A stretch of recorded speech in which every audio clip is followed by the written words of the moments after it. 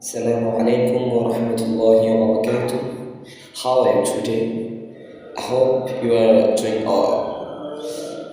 I'm also fine by the grace of the Almighty Allah subhanahu wa ta'ala.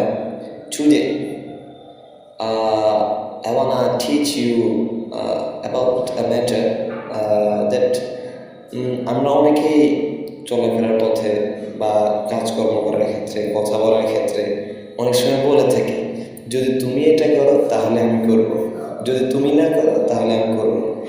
এই ব্যাপারটা আমরা ইংরেজিতে কীভাবে বলবো?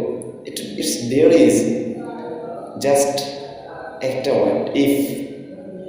যেমন আপনি বলতে পারেন I will eat, I won't eat, যে টেন্সগুলো আছে ওগুলো আপনি বলতে পারেন, জাস্ট শুরুতে ইফ যুক্ত করবেন। If if you eat, I will eat. If you eat, যদি তুমি খাও, I will eat. If you don't eat, I won't it.